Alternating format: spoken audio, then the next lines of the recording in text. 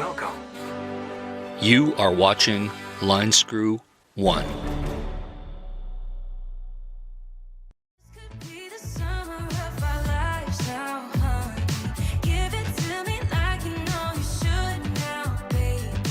Well, hello tubers. I hope you're doing well wherever you are in this crazy YouTube universe.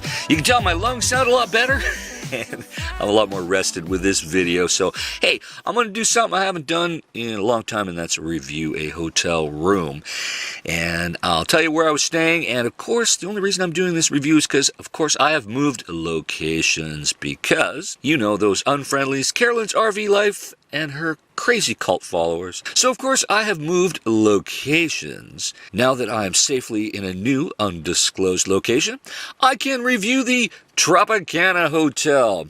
Yeah, and you're going to ask, why did you stay there, Andrew? Well, because I've stayed at many properties in Nevada, and I've never stayed at the Tropicana. Named after another one of my haunts in Habana, Cuba, the Tropicana Club, named at the time in the 50s, the greatest club in the world.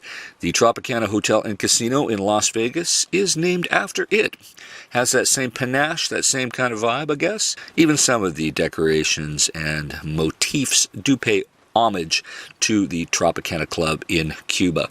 So, located at the famous intersection of Tropicana, of course, and Las Vegas Boulevard, you can't miss the Tropicana. One of the oldest casinos still in operation since, I believe, 1957.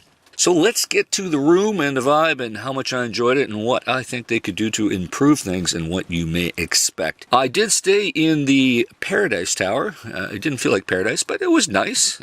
Things were clean. The elevators were lickety-split quick most of the time. And if you like getting on that casino floor action, the Paradise Tower gets you right in the action fast compared to the other towers. So highly recommend it. I did stay on the 18th floor, which is, I believe, 5 floors from the top. And the windows were a little bit dirty. I did have a view of the Strip, but they are not cleaning the windows. I guess that costs a lot of money to hire people to dangle from the roof and do that, but they are about due. I can say that for sure. So let's talk about the room. The furniture, it's getting a little bit dated, but still functional, at least in my room. The room was actually very clean. Got to give props to the actual housekeeping department. They're doing a pretty good job. Now, these pictures, of course, that I'm showing you, they were taken after I'd been in the room a couple days, so a little lived in, but still you get the idea of what it's all about. The room does feature a blow dryer. It also features a safe. The one thing that it should have featured that it did not have was a mini fridge. Very important. You know, you got your snacks, you can't eat it all, throw it in the fridge in your room. They don't have that. Same with it does not have a microwave. Nice flat screen TV, full cable. I can watch my Fox 5 News in the morning in Las Vegas, where the weather is always sunny. Water pressure was very good. Quite impressed on the water pressure. Water was a little hard, you know. Vegas is notorious for a bit of hard water, but I think they run it through some sort of treatment because it wasn't as hard as some of the really cheap places I've stayed at in Nevada. So I think they are treating it a bit, but what can you do?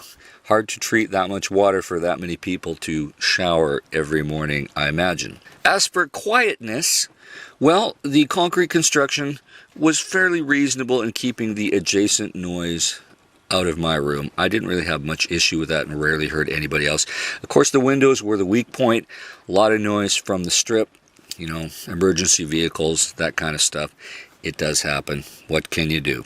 A few nice touches that I did appreciate was the charging centers so that I could plug in all my little devices, because a lot of these hotels lack extra plugins for all our devices. You know, we're carrying laptops, we're carrying camera chargers, we're carrying, you know, iPods, iPhones, you get the idea. I did enjoy the fact that they had that. Digital clock, got to know what time it is so I can hit that craps table again. I did appreciate that also. Now, of course, you're going to be paying a resort fee. The published rates for the Tropicana are quite reasonable and very competitive with the cheap property across the street, Excalibur, which I've also stayed at. But Excalibur, their rooms have zero panache or ambiance. Definitely recommend the Tropicana over the Excalibur.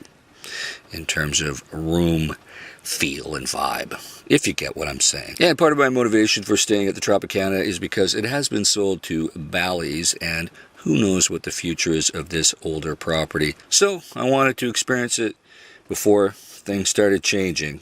Now, I have been in the Tropicana before in the gaming area, and I do love that beautiful main salon in the casino with the stained glass windows. And whatever happens, I hope they preserve these stained glass windows. As for food options, I did notice there was still a couple food options that were still closed, that were not available for me to even check out. Was a shame. But I did go to the Robert Irvine's Public House and had breakfast, and even ordered that typical greasy breakfast that I wanted that wasn't even on the menu. And I said, I want some pancakes and I want some bacon. And they were easy to oblige me. Robert Irvine's Public House seemed to be quite busy most of the time. It's open between 7 and 10 p.m. And for you coffee achievers out there, there's a Starbucks. Open daily 6 a.m. to 5 p.m. There's also a little convenience store right when you come in on the main entrance to the right, if you need any simple little snacks or something that you may have forgotten from home. Unfortunately, the pool area was closed for the season. I believe they closed it at the end of October, so I was not able to use the pool facilities, in spite of the fact that the weather was actually nice enough for me to use the pool. So considering the price point of the Tropicana Hotel and its location, and the cleanliness, and of course rating it for what I paid and the grade category of the hotel, I would give it a B+. Definitely, I would stay there again. But you cannot compare the Tropicana to the higher brand, newer hotels. Just saying. But if you're on a budget, you don't want to waste a lot of money, and you want to be in a good location, highly recommend you taking a look at the Tropicana Hotel in Las Vegas. And if you have any questions, comments, concerns, drop them in below, and I'll try to get around to answering your questions and queries. And in the meantime, folks, stay safe, keep your wheels in the ground. I'll talk to you soon. Over and out.